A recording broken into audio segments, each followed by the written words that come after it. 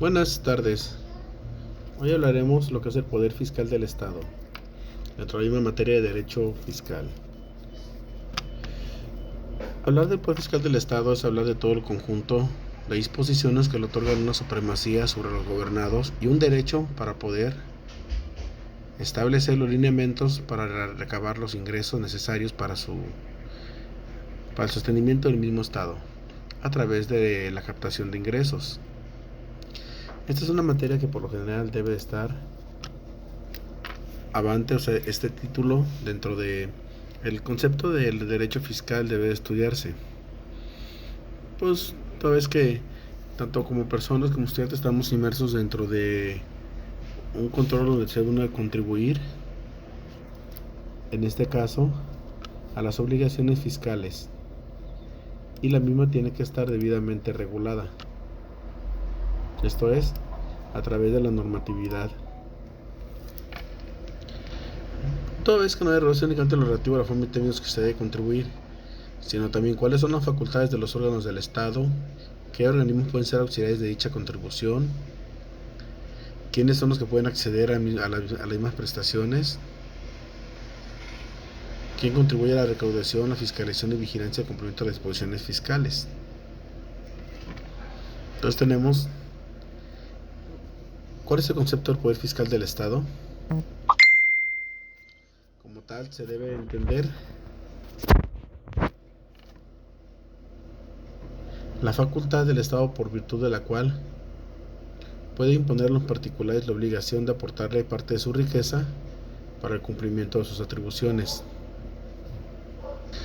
Así se puede decir que es de manera natural e innegable que el ejercicio del poder fiscal del Estado es connatural a este mismo, consustancial a su existencia, pues por la naturaleza propia de sus funciones que le están encomendadas, es indispensable que ante su ejercicio obtenga los recursos económicos necesarios para su debido cumplimiento. El ejercicio se da a través del cobro de impuestos y todo lo que señala el Código Fiscal de la Federación, contribuciones, etc. Así, estos recursos deben ser proporcionales en su mayor parte en cuanto a los ingresos que tienen los particulares, proporcionados a la persona de la población que integra un Estado a través, tal como señalé, de tributos, contribuciones, impuestos, tasas, etc. Así, habrá un conjunto de leyes fiscales que regulen la forma y términos que deban hacerse dichas contribuciones y quiénes son los entes capacitados para captarlo. A dicho concepto de poder fiscal del Estado también se le ha conocido como soberanía fiscal o financiera, ya que el término poder fiscal recibe esas denominaciones.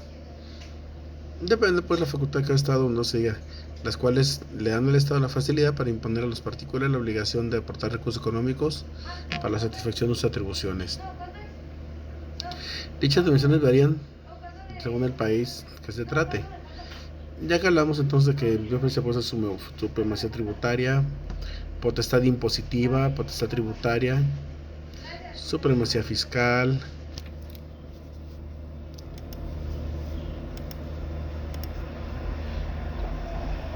asimismo el poder de imposición, poder tributario, la potestad fiscal,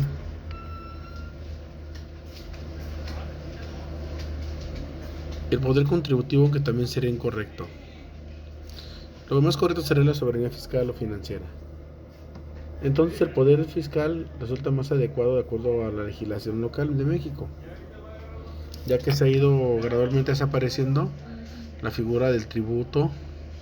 El tributo se considera más como una obligación de dar sin recibir nada a cambio, muy distinto pues a la contribución, ya que esta es más genérica, ya que la de contribuir es el aportar a efecto de recibir y ser parte del plan. Y hablar de un tributo sería está limitado a una versión contributiva. En cambio, el poder fiscal es más amplio y genérico. Pero ¿cómo se manifiesta el poder fiscal del Estado? Se manifiesta o presenta cuando el Estado actúa soberanamente y de manera general y determina cuáles son los hechos y situaciones que, en el caso de persista la irrealidad, generen la obligación de los particulares de efectuar el pago de las contribuciones. Así se dice que el actor actúa soberanamente porque hace uso del ejercicio de su poder de imperio sobre sus gobernados, poder que les otorga la misma Constitución Federal, y es de manera general porque establece por hechos situaciones en base a supuestos contenidos en normas jurídicas, no imputable a ninguna persona en particular, sino que se le deja entera libertad a esta para que se ejercicie su libre albedrío si realiza o no los hechos o situaciones señalados como generadores de la obligación de pagar las contribuciones. Así como ejemplo, el artículo 1 de la Ley del Impuesto al Valor Agregado, la cual manifiesta que están obligados al pago de impuestos al valor agregado establecido en esta ley las personas físicas y morales que en el territorio nacional realicen actividades, enajenen bienes, presten servicios, otorguen el uso de goce temporal, importen bienes y servicios. Es por lo tanto que en ese orden de ideas, quienes realicen los actos o actividades mencionadas, tienen la obligación de pagar dicho impuesto. Pero entonces, viene checada por la Comisión de Poder Fiscal del Estado, ¿cuáles serán sus características? Acorde a la doctrina, el Poder Fiscal del Estado presenta las siguientes características.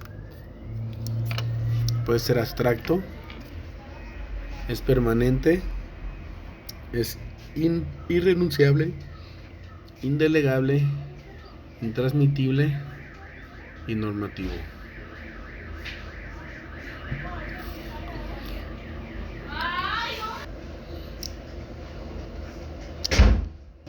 Entonces, ¿por qué se considera abstracto? Abstracto lo que no es tangible. Así el poder fiscal se manifiesta en base a supuestos normativos establecidos en la norma general, que de producirse la realidad generan la obligación de pagar contribuciones. Es decir, la abstracción, igual que toda norma, se refiere que no va dirigido a una persona en común, sino que es una situación ficticia la cual se adecua o se actualiza cuando el individuo recae en el supuesto. Como ejemplo tenemos inclusive de igual manera el impuesto al valor agregado, el IVA, que es una norma general establecida en cualquier parte, pero que se obliga al pago al momento que el individuo particular adquiere un bien de una empresa cualquiera y que trae impuesta dicha imposición. Además puede ser permanente, esto en virtud de que el poder fiscal es con natural existencia del mismo Estado. Es decir, mientras haya Estado, habrá poder fiscal, pues deriva de soberanía. Y si termina el Estado, concluye con él, se extingue con él. Lo anterior porque el Estado requiere recursos económicos que le proporciona a su población. Esto para el libre cumplimiento de sus atribuciones, que son precisamente el gasto público, propio a su naturaleza como ente. De igual manera es irrenunciable, ya que el Estado no puede desprenderse ni prescindir en ningún momento del ejercicio del poder fiscal, ya que sin este no podría subsistir, pues carecería de los elementos o se privaría a sí mismo de la obtención de recursos económicos que son vitales para la propia vida del Estado y para detener el gasto público suficiente.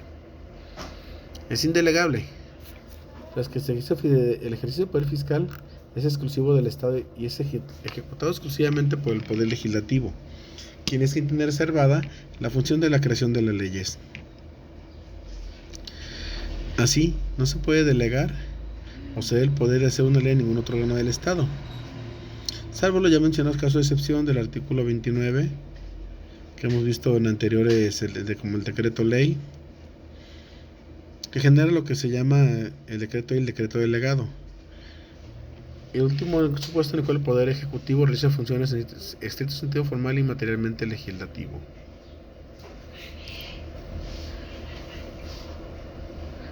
Es intransmitible.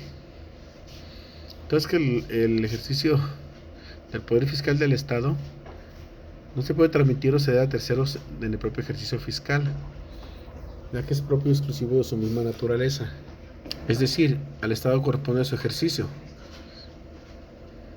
ya que es el que tiene el imperio sobre los gobernados. Y no se puede transmitir porque el Estado no puede ponerse en ningún momento del mismo, pues sin este no podría subsistir, al carecer de recurso económico en comparación de sus atribuciones.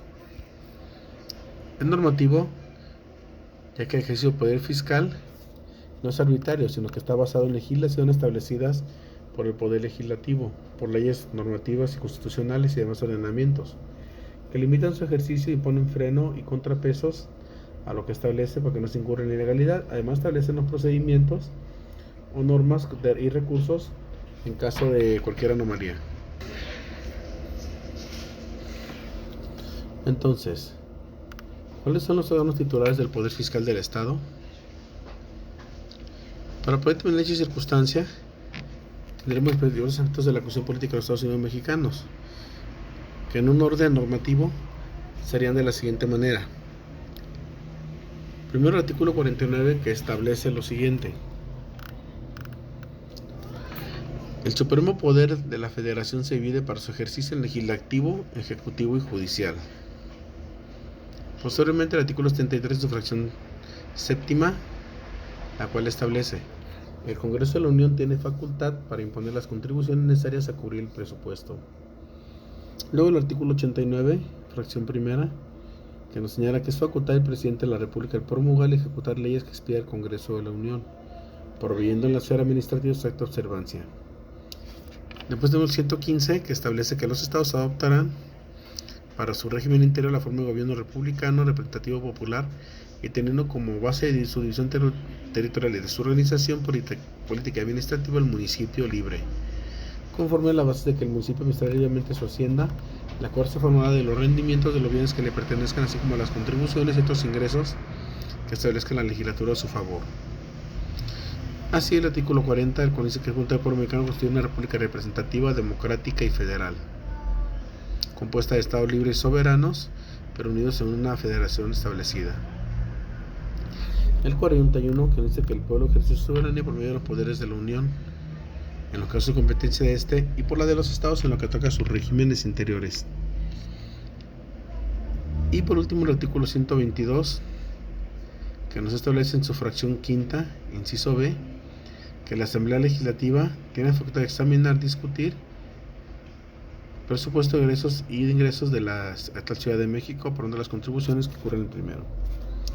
Así, todos los anteriores preceptos legales establecidos en la Carta Magna, se desprende que el titular original del poder fiscal lo es el propio Estado, ya que es el único facultado por la Constitución para establecer contribuciones a cargo de los particulares.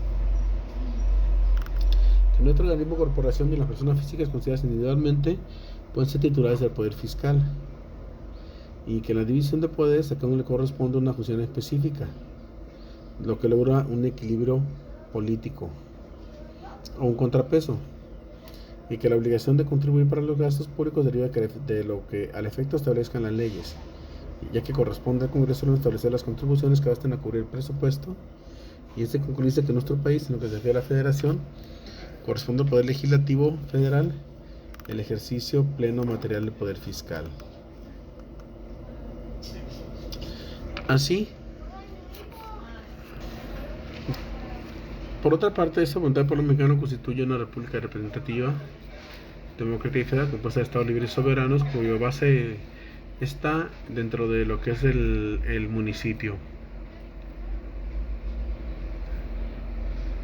Y corresponde al Poder Legislativo entonces establecer las contribuciones que basten para cubrir presupuestos de entidades.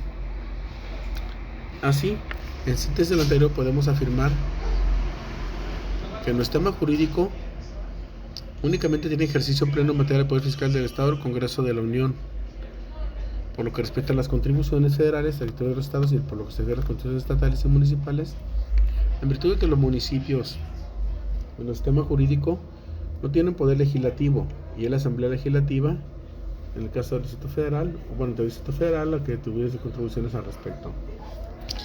Entonces, ¿cuáles son las clases de poder fiscal que podemos hablar? Acorde a la Constitución se establecen las siguientes clases, que pueden ser originario, derivado, exclusivo, concurrente o subordinado. Se considera originario cuando se presenta en la propia Constitución Federal, que es la que faculta expresamente a la Federación o a los estados para establecer contribuciones sobre determinadas actividades. O sea, ese ejercicio no es propiamente de la Constitución.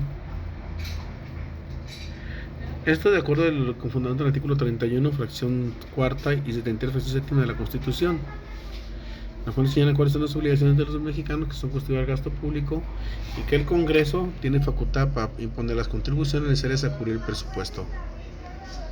No tenemos un poder fiscal derivado que se presenta cuando el ente público que posee el poder fiscal originario lo transmite o que tenga facultades legislativas, autorizándole para establecer de contribuciones o determinadas actividades que le son propias.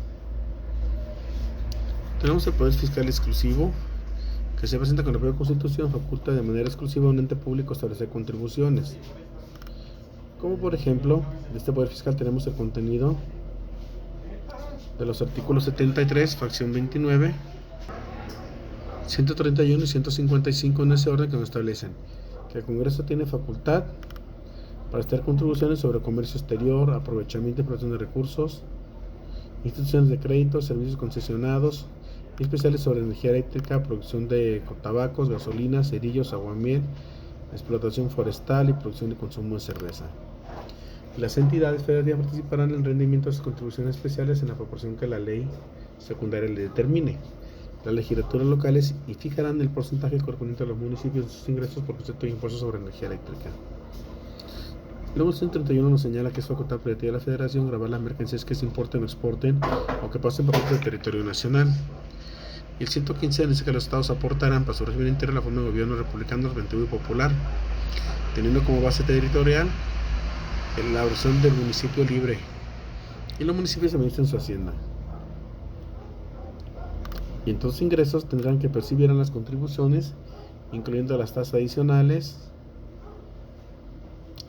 y los municipios pueden celebrar convenios con el Estado para que se haga este cargo de algunas de las funciones relacionadas con la administración. Bien, luego tenemos el poder fiscal concurrente, que se presenta cuando tanto la Federación como la Ciudad de México, los estados y los municipios graban en forma simultánea o coincidente el mismo acto de actividad, dando origen a lo que se le llama multiimposición. Esta se presenta cuando los entes en cualquier momento concurren en el grabando de la actividad, dando origen a esa multiimposición, la cual no puede ser refutada inconstitucional, pero sí se puede llegar en su momento a un arreglo para ponerse de acuerdo para no grabar los mismos actos o actividades, sino grabar más al contribuyente. Tenemos el poder fiscal subordinado, que se presenta cuando el ente público que lo posee para ejercitarlo debe tener autorización expresa del Congreso de la Unión. Como ejemplo tenemos de esto en la fracción 118, artículo 18, fracción primera constitucional, que los estados para establecer derechos de tonelaje, derechos de puerto, contribuciones, requieren de consentimiento expreso del Congreso de la Unión, y si no están por su propia cuenta, están subordinados al Congreso de la Unión. Bien, entendidos cuáles son las clases de poder fiscal, tenemos entonces cuáles son los límites constitucionales de dicho poder. Esto porque tiene que haber un contrapeso para el ejercicio del poder fiscal, a que no es absoluto, sino que está limitado por los principios jurídicos de las contribuciones, que ya vimos en un estudio anterior, por los principios teóricos de Adolf Warner, Adam Smith, Harold Summers, que ya hemos estudiado previamente. Entonces, por último, vamos a conocer la competencia fiscal administrativa y cómo nace. Esto consiste en recaudar por disposición de la ley las contribuciones cuando se han realizado los hechos generales de la obligación contributiva o tributaria y vigilar el cumplimiento de las demás obligaciones fiscales. Los titulares